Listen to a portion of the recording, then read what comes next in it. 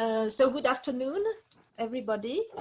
So I will introduce briefly to Enrique RAMIREZ, his biography.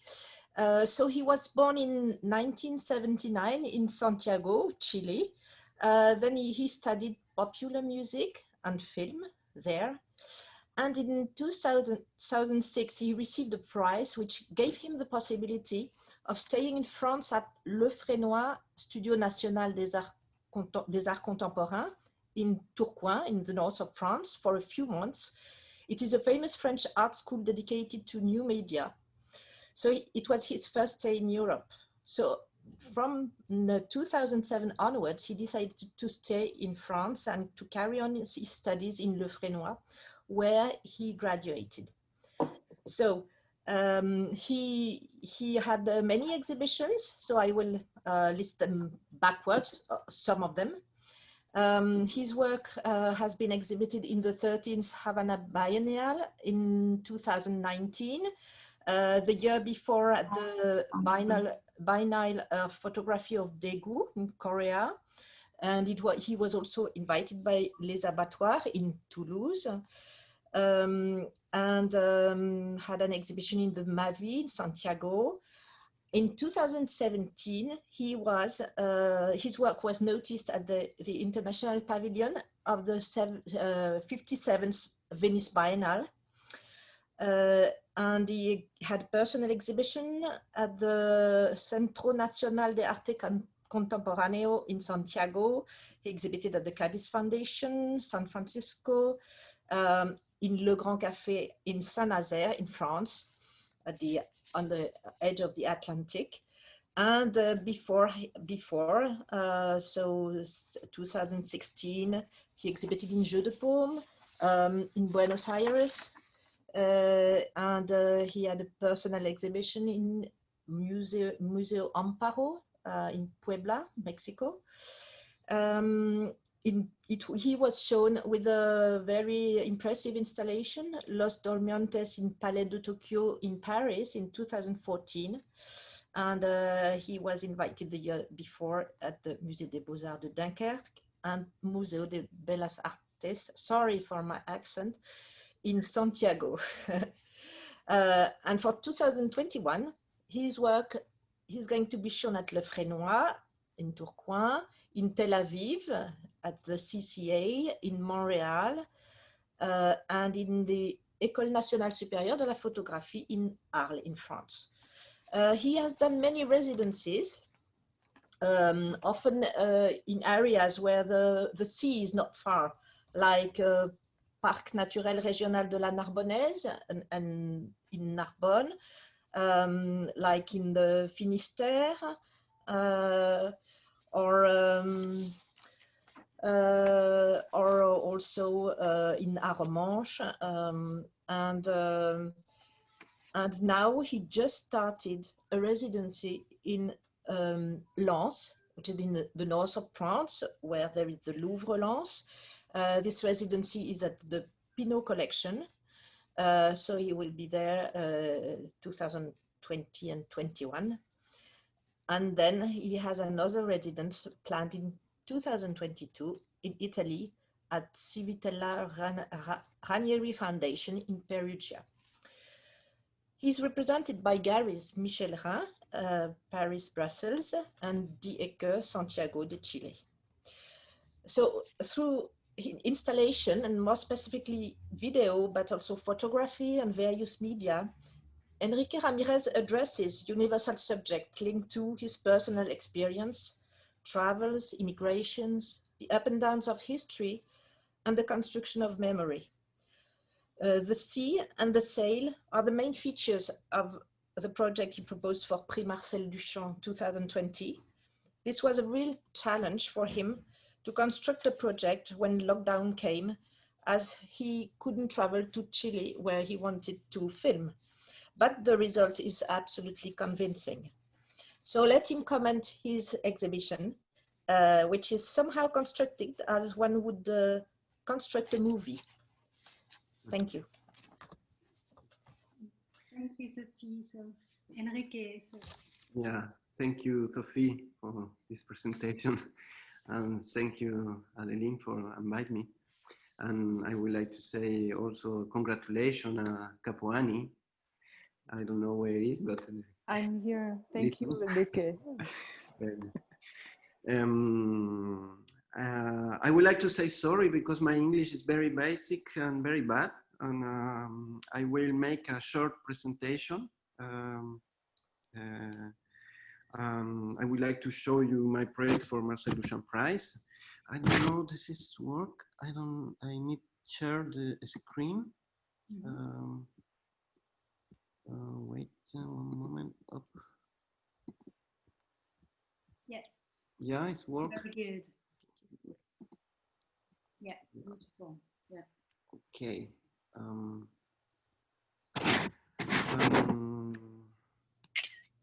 The project is called Incertain. In Incertain, I wanted to talk about the condition of the world today.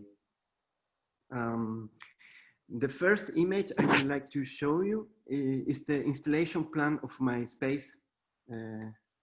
This, I don't know if this works. Yeah. The audience enter from the right side. Enrique, so it's the space at Centre Pompidou. Huh? Yeah, this is the space in the exhibition in Centre Pompidou. Yeah. Okay. The audience enter from the right side, up or down.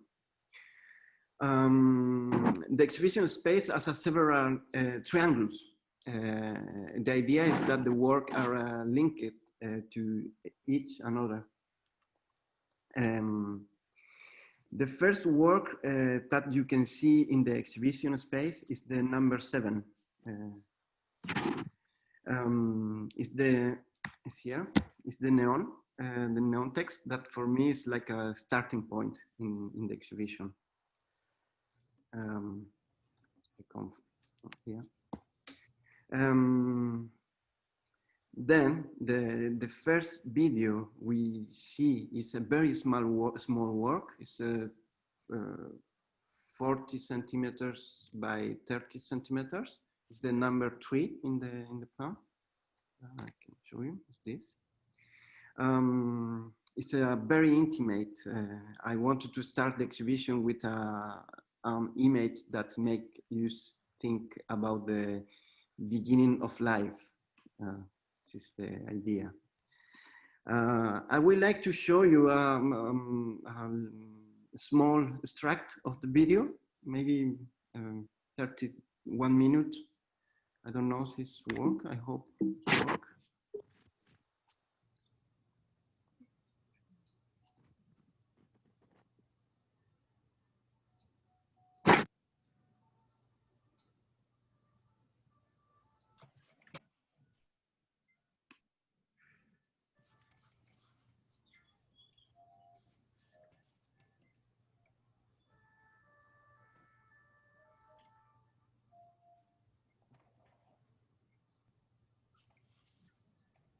Okay.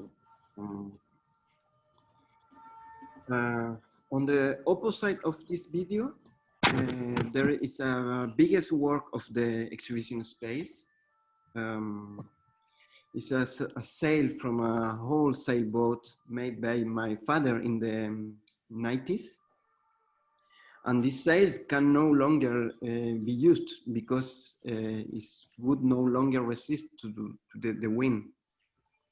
And for me, these old sails are a symbol for many things. For example, find another place, travel, being lost, the end of the life, migration, of course. I can show you another picture. On the other side of the wall, where we see the woman feeding her baby, there is a video projection. You can see here in this picture. This video for me as two possible interpretation for me. First, we can see a man lost in the sea, like a migrant struggling for a life. Or second, we can interpret it as a fiction, unreal place like uterus, for example. Like a place we don't know. Also, I would like to show you this video. This video is 8 minutes, but I would like to show you 1 or 2 minutes because so you can get an idea of the video.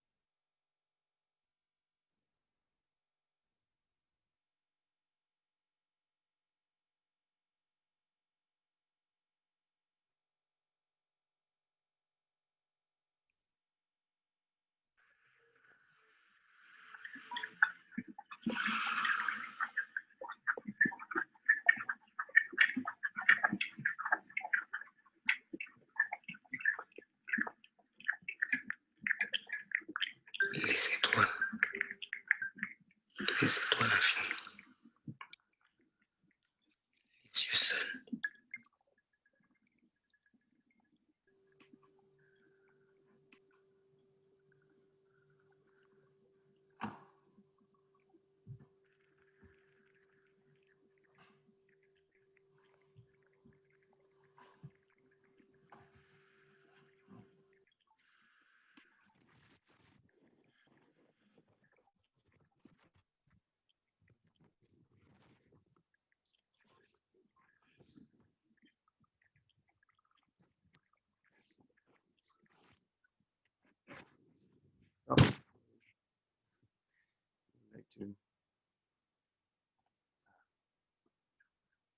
I'd like to show the last image.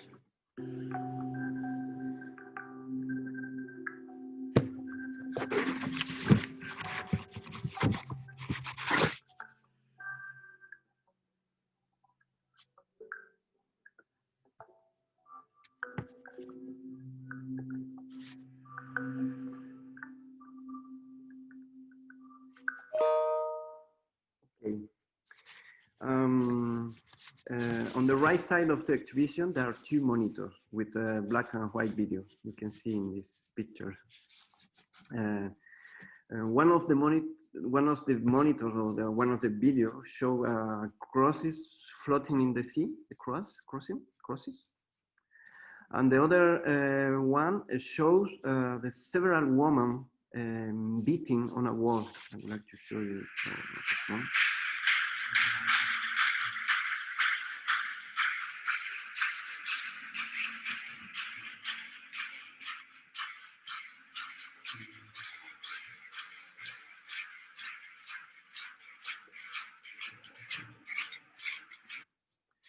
And I used this video to make the spectator return to reality for me. This is, for me, this video. This video was made in Chile the last year during the protest in Santiago. And also the crosses floating in the sea was made in Chile 4 years ago. Um,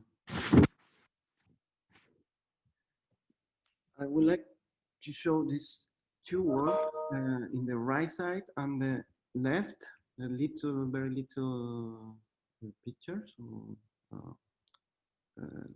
drawing. It's two. And these two works are facing each other, like this.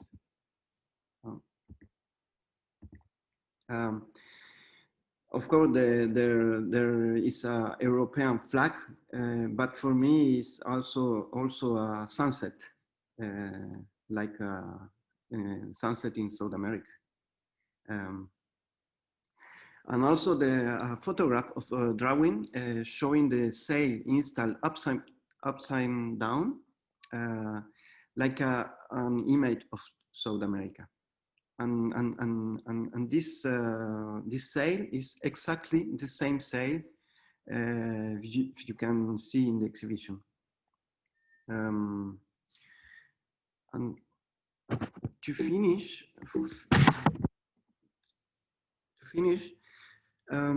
this small this virtual exhibition. I show you this work with our two origami boats made with a French and Chilean passport,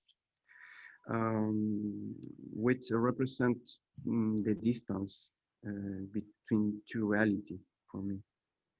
And also this little red flag. It is like a signature for me. The title is À la recherche du vent perdu, in search of the lost wind. Yes. When I installed the flag, it always points to the south because I come from the south. But it can move with the air or the wind. And this flag for me asks the question, from where do we look at the world? And it's a question very important for me. Yeah, and with this flag, I finish my presentation. Yeah, thank you. Enrique, Yeah. can you maybe tell more about the sail which was upside down on the drawing? You explained it comes from a drawing that you saw from an artist. Maybe I let you explain. Yeah. It's interesting. It's quite difficult for me if you can help me with the English, but this drawing is come from the citation, I don't know in English. Quotation? Yeah, from Joaquín Torres Garcia, it's a constructivist, Uruguayan constructivist. He upside down the South America. He asked a question: where do we look of the world? Quel est notre nord? And he says our north is the south. Sorry, I don't listen. He says our north is the south. Yeah. Mm-hmm. It's the idea. So this is a reference to this. Yeah, it's a very important reference for me. Joaquín Torres Garcia, El Mapa Invertido, it's called. And also, maybe what I could add, because it's not obvious to understand, that there is an ambience in this room. It's not an installation, it's several separate artworks which dialogue with one another. Yeah. And which dialogue visually, and also there is a sound. The sound is very important. Yeah. And the sound of the video also. Maybe you can talk about the word in your work, the poetry, the sentence, the word that you use and which are present. Yeah. With the sound and written also. Yeah. Yes. I come from Chile. In Chile, the poetry is very important, and I think for the contemporary art is very important. And for me, the text is the possibility or the option for how you say faire une liaison. Link, maybe link. Maybe yeah, the link in the with the different work, and this is very important. And also the sound is the same. It's like the text also. So it's like the links between the different projects on different pieces. On many of the artworks, there are things written. On the video where you see the mother with the baby, there is something engraved in the glass. Yeah. Words that you invent yourself. It is your word, your poetry, actually. Yeah, yeah. It's all text is the text made by me, mm-hmm. And this is the main la partie la plus importante pour mon travail. Yes, yeah. Yes, it's very important for your work, and also you bring the people with the big video projection and the sound. You bring the people in this state in between life and death, and it's really very strong, and we are profoundly touched because you also refer to everybody as a human being, and the birth and the death is linked through the images and through the sound. So it's very efficient. Thank you, Sophie. Thank you. And there is also, I mean, I suppose a mention to the dictatorship in Chile, in your work, and you said previously you were supposed to film it in the sea in Chile, and where was it filmed in the end? Yeah, the crossing in the sea. I film in Chile for the project for Los Durmientes. I don't know, 5 years ago. It's how you say, the sea in Chile is very important because it's the place of history.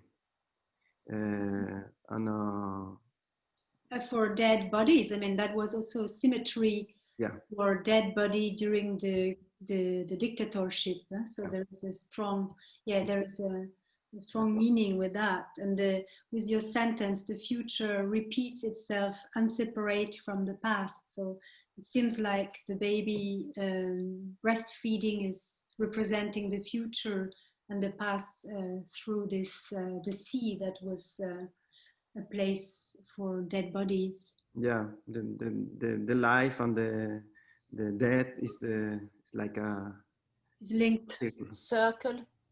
Yeah. Yeah. Mm-hmm. Yeah. Thank you very much, Enrique.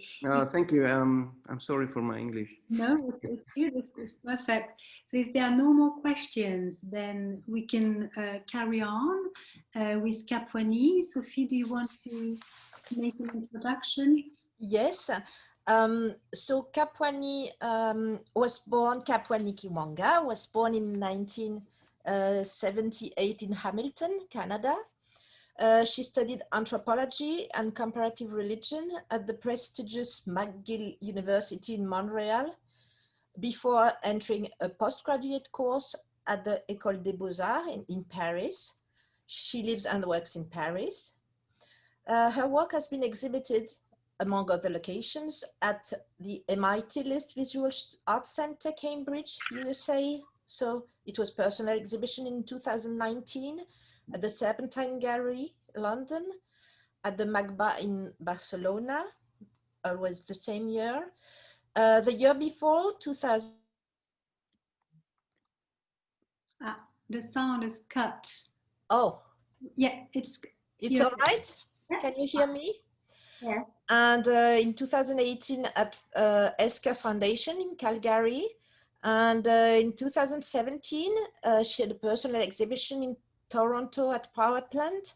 She was also that year exhibited at Centre Pompidou in a group exhibition. And in 2015, she had a personal exhibition at South London Gallery, and 2014 at the Jeux de Paume in Paris. And this year she exhibited at Pasquat Kunsthaus in Bienne, which is in Switzerland. And there's a very interesting catalog which has been done. And currently she has two very important personal shows. One at the Witte de Witt Centre for Contemporary Art, Rotterdam, and another one at the Haus der Kunst in Munich. So I've seen the images, I have not been, but it looks very impressive. In 2021, she will exhibit at Le Crédac in Ivry-sur-Seine.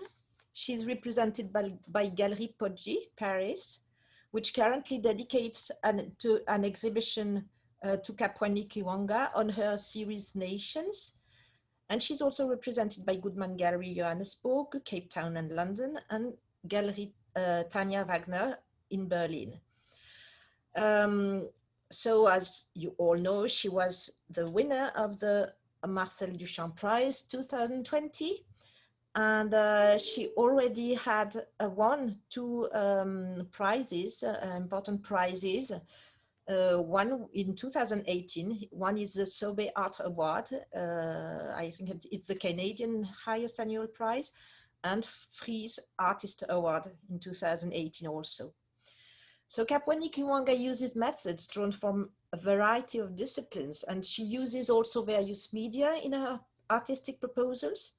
She applies her approach to a plurality of histories as to better deconstruct the narratives underlying the contemporary geopolitical sphere and power asymmetries. For the Prix Marcel Duchamp 2020, she has chosen to show an ongoing series which is particularly emblematic in her work, Flowers for Africa. Let us listen to her presentation of this project and comments on her work in general. Thank you.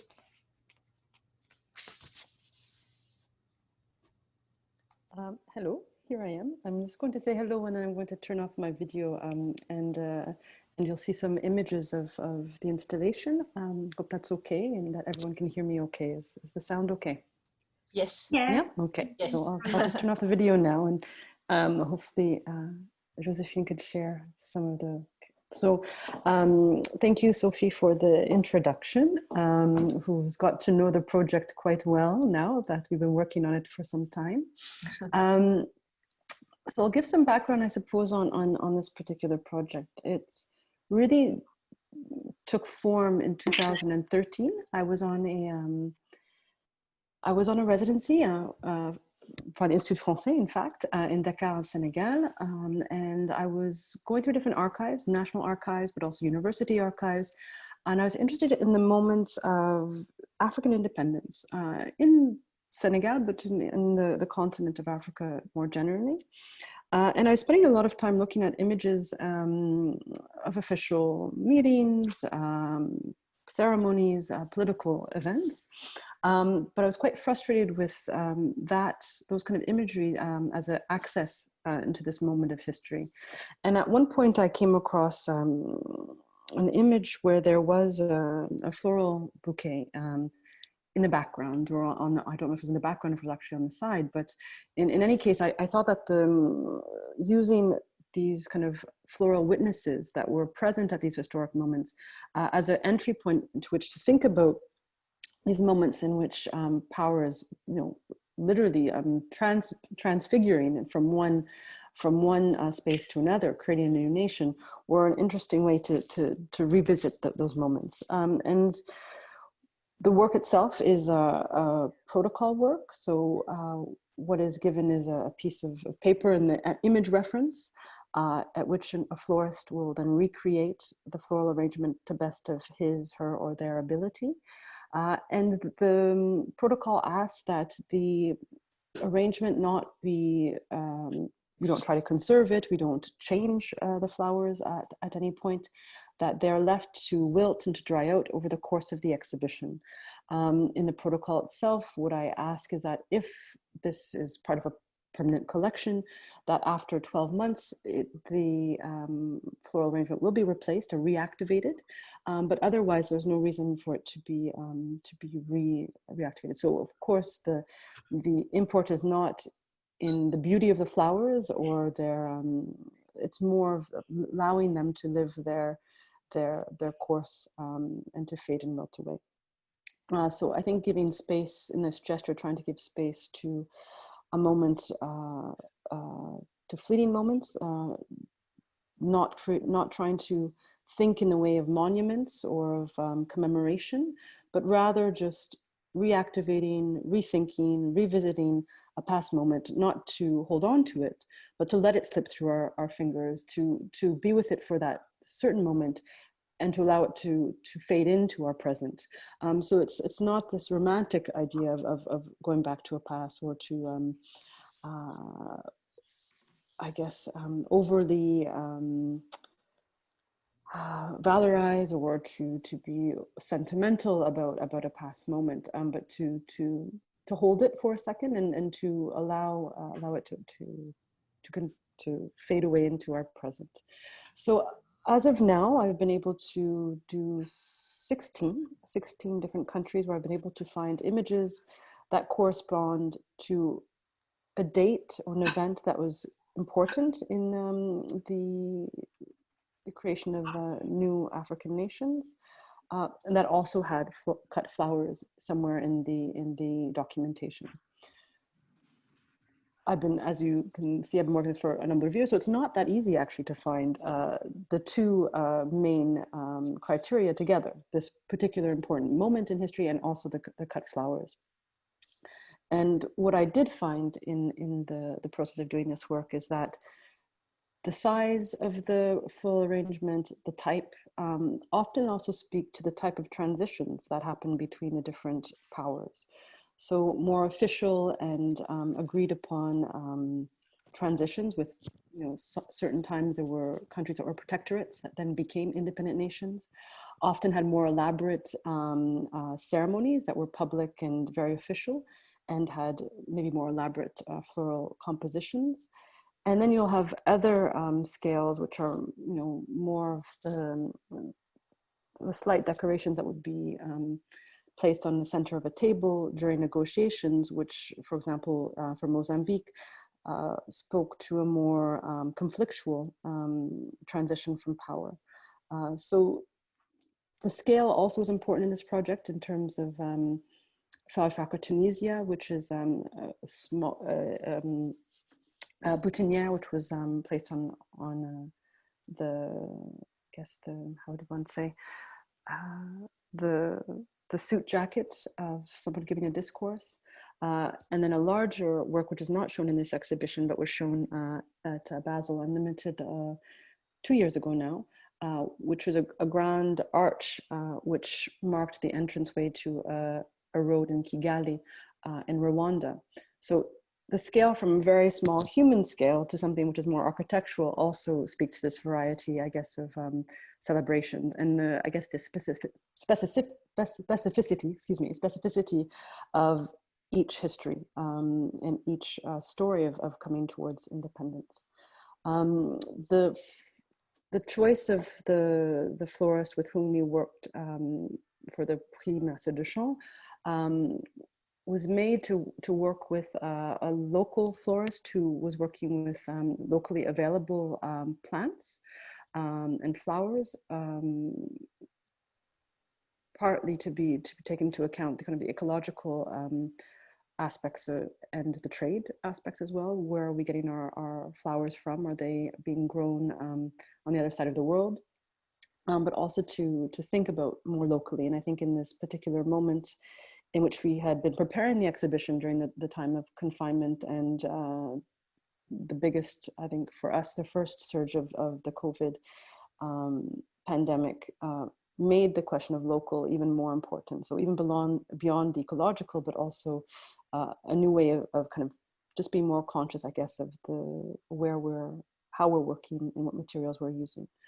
I don't know what else I could say particularly about the process and the choice. It's an ongoing project, which, to date, there are 54 countries which are considered to be part of the African continent and its close islands. I hope to be able to do all 54 one day. So it's a project which I see following me through the years to come. And I suppose it also speaks to one of the themes which goes through some of my work, which is interest in archive and documentation, and thinking about what are other forms of document beyond text and iconography. And I do see these floral arrangements first as witnesses, but also as documents, ways to enter into a past through a different door, I'm saying, I guess. I think another point which probably I should bring up, which is very important, which I forgot at the beginning, is that because this is a protocolar work, the execution or the realization of the arrangements changes each time. It really is interpreted by the florist, who will see what they see in the image, and will be influenced by the discussions that we have together, or their own background, what they know about particular countries, what their particular aesthetic choice and leanings. And that's also important, that it's very much this rethinking and remaking, and not holding on to a fixed finite idea of history. It's not about fact, it's not about proofs, it's more about as I said, revisiting and sitting with these past moments and considering them and holding them for a moment. So I believe that's the largest, I guess, detail I could give of the installation and the project, I would call it, at this stage. But if there are any clarifications or details that I can respond to, I'd be happy to do so. Kapwani, I had a question. Mm-hmm. Well, how do you choose the country? In which order, actually? And a second question, which is linked. Would you ideally go to this country to look for the image, or so how do you process? Mm-hmm. So there's, I guess, a different ways. Ideally, of course, I would be able to go to the archives, because not everything is digitized or scanned and online. That speaks also to the question of archive generally. What is important to scan? What is important to make visible? But also what infrastructures are available in different places in terms of archive. So also, it calls into different questions about cultural heritage. The idea, I think, there's a lot of questions around objects and in museums, where they can be placed, who can take care of them. Mm-hmm. All of those questions are kind of wrapped up in the larger questions around archive. Mm-hmm. So that's kind of a roundabout way, but I'll go back to your first question. I suppose ideally I will be able to be on the ground and be able to go into the National Archives and go through the shoeboxes, etc., and find that rare photo that has been forgotten and might give a particular insight, as opposed to the images that everybody has seen. That's not always possible for various reasons. So at times I reach out to friends and friends of friends who are in the country I'm interested in, who are able to offer some time to go into the archives for me and to look for images after we've spoken about what I'm looking for particularly. And then, of course, there's also the completely online research, which I feel as though I've done a large amount of that already, not completely, but somewhat.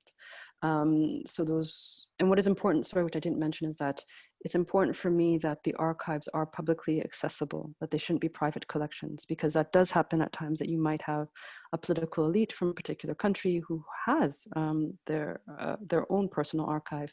But for me, it's important that this is part of more of a collective history. So it's a mix. It's a mix of me going out on my own, and because I love the process of researching, that's my preferred way of going about it. But if not, I call out to my larger network of people who are researchers and to help me to be on the ground, and otherwise it's online. And the choice of which countries really comes down to what I'm able to find. So people that I know, if I'm making a trip to some place, then I'll look there. For example, Tanganyika, that was because I was actually present and I was able to go through the archives. When I was in South Africa, I was working with a young artist who was also an art student who was helping me go through different archives. And then there's just experts who are expert in a particular country or period of time that are doing some research that I reach out to, and we share based on that.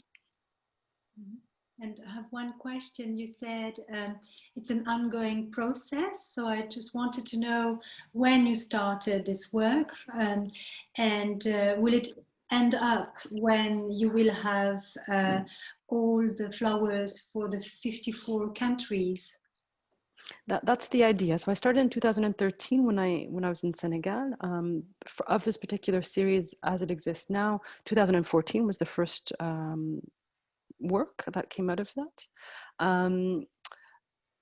As of now, I'd say I would finish when the 54 countries I've been able to find images of them. It might be that I'm not able to find images of a particular country because maybe there were not any flowers that were present or cut flowers, because sometimes we would find images where there'd be potted plants, for example, but of course that would not work within this this context where the time and the fading of the compositions is quite important. And also politically, we don't know what's going to happen in the next years. There could be new countries which are developed. South Sudan, which is the most recent of the countries that are represented in this group of work, is quite recent. So there could be new countries that emerge between now and then. So maybe we'll be looking at 55 or 56, who knows? Yeah, and how many countries have you done so far? Total 16. 16. Okay. Yeah, so I have some work to do. In the beginning, yeah. Yeah. So that's how many curators are invited to our program. It's our number today. And I wanted to ask something about the way, because this is a hidden part of the Marcel Duchamp Prize. There was a presentation, because for each of you, there is a presentation. I mean, for you, Kapwani, you asked Emmanuel Ecotia, a philosopher, to present your work in front of the jury. Mm-hmm. And how does it happen? I mean, is it for a public audience, or did you choose him to do a presentation of your work? Mm-hmm. So this year, and Sophie could also correct me if I'm wrong, I think it's quite particular because often the presentations are public, but because of the health conditions, it was a closed presentation. Emanuele, I had met some time before. We had talked about different things, politics and art, and and so he seemed to be. I think I was interested in inviting somebody who was able to give to really focus on the concepts, not so much the art history aspect of reading of my work. I guess you could read my work in many ways, but to really place it in an ecosystem of thought, which goes beyond just the art world. And so I found that he would be able to do that. I wasn't able to attend, so I didn't know how he actually presented. Of course, we worked together and spoke through different ideas, but in the end, I don't know how he presented the work. But I assume quite well, because it's a big part of I think the deliberation of the jury to decide with whom they would like to award this prize at the end. But there's something with Emanuele's I guess, personal history in mind that seemed to cross paths over and over again, not in terms of a particular place, but I think both of us have studied religion at some point, that we'd come to Paris. There was things about, I think, how we kind of navigated through the world that I think found resonance. There was something that was kind of made sense. And I thought that he'd be able to understand beyond the form, I guess, what the thought process was behind my works and what the gestures meant. And so, yeah, that's why I had asked him to present my work in front of the jury. Mm-hmm. And maybe that's one question for Sophie. I wanted to know, is the jury deciding, about the award, is it related to the specific installation presented for the prize? Or is it an award, a prize for the entire career of the artist? Oh, no, it's an award for the entire career of the artist, and the person presenting the work for each artist has to go through the whole process of the work over the years. So it's all this which is judged, if I may say. But I guess I've had a very tough job this time, because yes, it's very difficult to choose between these 4 proposals and 4 artists, which are very each of them convincing, and it's always long debates before they they manage to give the award to one specific artist. But it's about the, I don't know if we have time, but I think it might be interesting, maybe Kapwani, if you would speak, for example, of these work nations shown at Gallery Poggi at the moment, because your work is visually very different. Your works are very different from one another visually. Obviously, from the conceptual point of view, they are not. There is a link, but maybe this could be interesting to explain. Just to make sure I understood, to describe a bit of the work nations generally. Yes, which is another very different. Yes, you'll explain it better.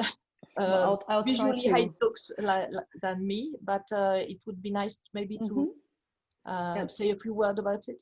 Yeah, it's true that I was quite concerned how Emmanuelle was going to be able to find a thread between my works, because they are, I think, in terms of medium, but also aesthetics, quite varied. And so the work Nations, which is on view at Jérôme Poggi's gallery, so Galerie Poggi, right now,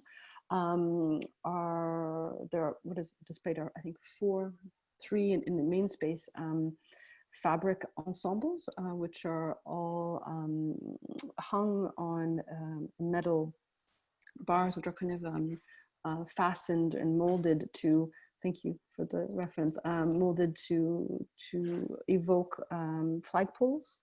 And the starting point is this central, or this piece, which is a embroidered piece with beads and sequins, which is made by a workshop just outside of Port-au-Prince in Haiti. The work is really quite intricate and very meticulous, and is based on a technique which is often used for flag making for ceremonial voodoo flags. So what I understand from this technique is that it's, for me, a mix of very different aesthetics. One being, the Roman Catholic flags used in religious processions and ceremony, which of course makes sense in the context of Haitian voodoo, and the syncretism of the belief system in which Catholic saints are used to evoke African and indigenous deities and natural forces. So they become kind of a shape-shifting, I guess, screen to the more African and indigenous worldview. So this mix of, I guess, the aesthetic of these Roman Catholic or Catholic banners, and also the beadwork of indigenous peoples, and of course flag making that's also come from different kingdoms in Dahomey, for example, which are not necessarily with pearls, but still use this kind of these emblems of kind of state or official power, in this case kingdoms, are all, for me, a kind of I guess a distillation of the syncretism of Saint-Domingue, which becomes Haiti as an island, its political, its cultural mix. And of course, it's quite important for me that this reference to Haitian voodoo practice ritually is carried through this artwork, because the Haitian Revolution, which amounts to the first Black Republic, was incredibly informed, and I guess its energy, a lot of it came from also Haitian voodoo. So placing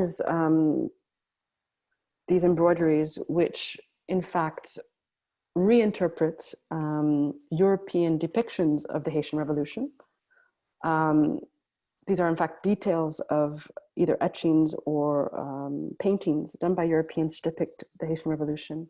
Details are taken, I then redraw them into to scale and send them to Haiti, where the workshop will then bead and assemble them, and they send that back to me here in Paris, where I then assemble them with these other fabrics and that I then create.